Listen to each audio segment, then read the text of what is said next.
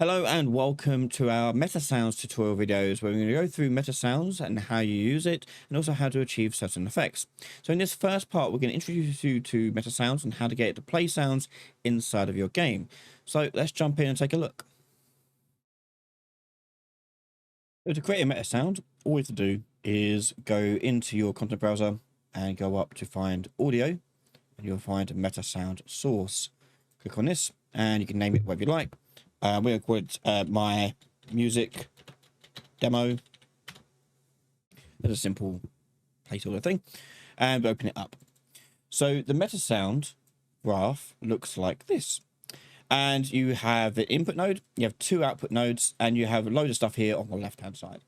So let's explain what you're seeing here. Now, the reason why we get one input and two outputs is because the input is the event that triggers this. This is called a trigger, and it will trigger off whatever it is you plug into it. The output node is going to allow you to do a separate trigger after the fact. So you can do bindings to when it's finished the music, for example. But the out mono is the actual audio itself. So this is where the music has to come out of, or sound effects have to come out of at the end. So let's just make it play a simple track. So I'm going to go and right click on here and search for wave player. And when you search for wave player, you're going to see there's a load of different options. You've got 1.0, 2.0, 4.0, 5.1, 7.1. These are obviously, if you haven't figured it out yet, are referring to the audio channels. So you've got 1 channel, 2 channel, 4 channel, and surround. So we're going to do just mono. And we're going to plug our play pin into our play of the wave player. We are then going to take the out mono from our wave player node and put it into the output track there. Now, if you do want to use the output node, you don't need to use it on finished output if you don't want to, but you can do. In this case, we can just put it into unfinished and call it a day. So let's take a look at what's going on here. So when we take it to play, it's going to trigger through here. So this is what happens when as soon as tell the sound to spawn or play, it goes from this point on. It will then go into here, and the wave asset we're going to pick from the list here. Actually, I'm going to go to my content browser, and I brought in 2 tracks here from Income Tech. If you haven't seen this, is a royalty-free music site that can help you get any sort of tracks you like. So I'm going to put in this screensaver one, which sounds like this. Okay, and I'm going to put that in my wave asset. Over here, we've got some options such as start time, pitch shift, if it's going to loop, where it's going to start looping, and how long it should loop for. And on the right-hand side, we've got a few options such as different events, which are these on play, finished, nearly finished, looped, cue point, etc. We've got cue points, details, more about those in another video, loop ratio, playback location, and playback time, and obviously the out track there. So if I leave this as is and hit save and close that, and we'll go into my player character. Where are we?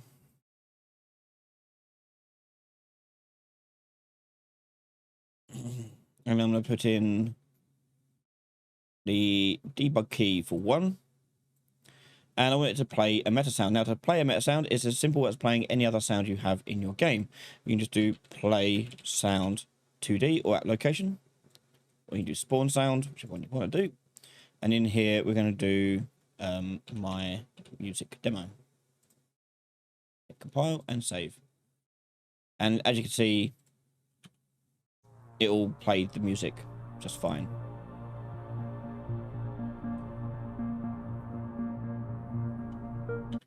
Okay, so that is a Metasound, how you do the basic setup of how you want the Metasound to be. But Metasounds really are powerful because we can do a lot more interesting things with them, all within inside the actual Metasound asset. So no longer we have to rely on blueprints and heavy editing of that to get some interesting, unique sounds. So let's take an idea of, okay, what if I want it to intercept this wave player and play a different track? So if I put in another wave player in, and let's choose the other track I've got, and put that in there. Now I've got 2 wave players. And what I can do is actually I can create my own trigger points to come in and take to play this track instead. This will be the default one, always, but I want to make my own one. So on the left-hand side, you've got inputs, outputs, and variables. We want to mess about with the inputs, and we're going to go add new input, and we're going to name it down the bottom here. So I'm going to name it on play second. And the type you want it to be is not a float, it's going to be a trigger. So search for trigger, and there we go.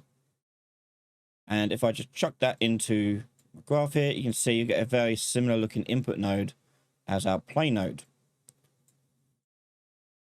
So when I call this trigger, it will start playing this one.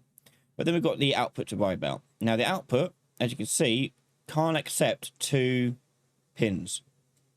So what you need to do when you want to do stuff like this is we want to mix it.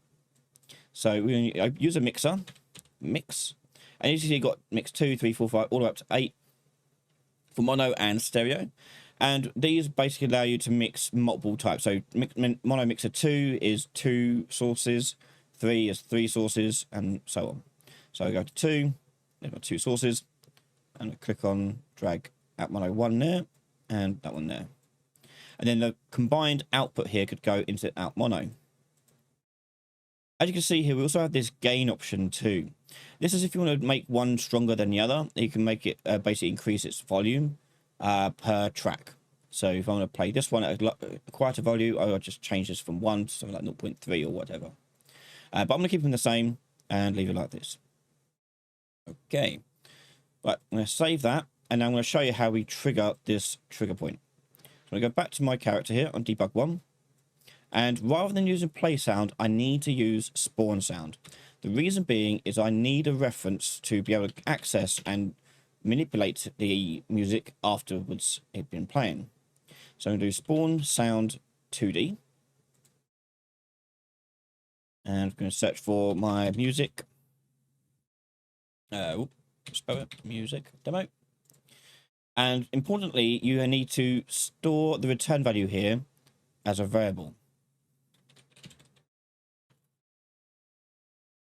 So promote it to a variable, and that means we can access it and change things about it later on. So that'll play the sound when I first push 1.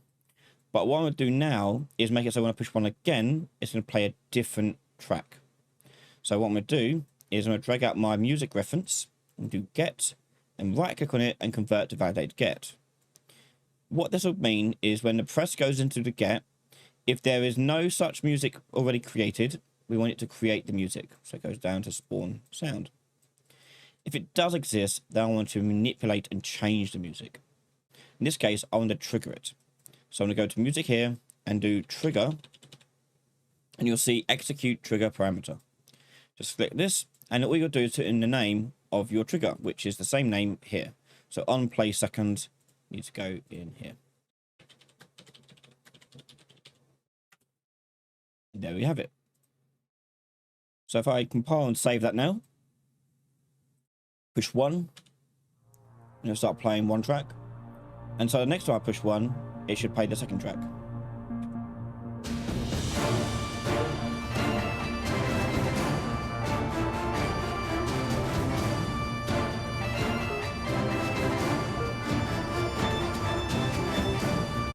Okay, now you may notice what it's actually doing there is playing 2 tracks at the same time. And that's what you're getting here. The mix of our 2 tracks is playing at the same time. So to stop it from being played at the same time, I need to stop this asset from doing something. So I could plug this into stop here, but the problem is when it says stop, this will on finish will finish up here, which I don't really want to do. So what I want to do is disconnect the finish node there and leave that off. So it should stop this one, but this one should still keep going. So let's simulate this and gain. Push 1. So there's our first track. Push 1 again.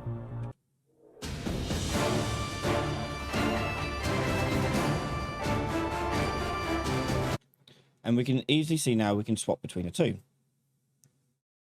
Now, one thing to note when you're working inside the Metasounds editor is you can actually simulate it all in here without having to play the game.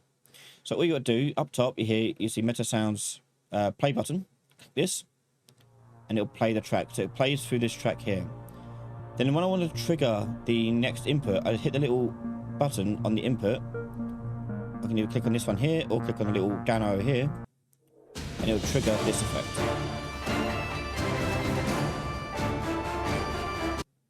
So we can test things out in here without having to keep going into our game, which makes things a lot easier testing things out. So there you have it. We've now got Metasounds playing and making noises as we would expect with any other sound asset. Now, in the next part, we're going to take that a bit further and blend these two tracks together rather than just cutting them in and out. I'm going to show you how to fade them in and fade them out, all within inside of Metasounds. You can watch the next episode right now over on patreon.com/Ryan Laley. From just $1 a month, you get access to all the videos before anyone else, as well as many other benefits too. A massive thank you to all our patrons and YouTube members for the continued support. Make sure you subscribe to the channel, and I'll see you in the next part. Bye.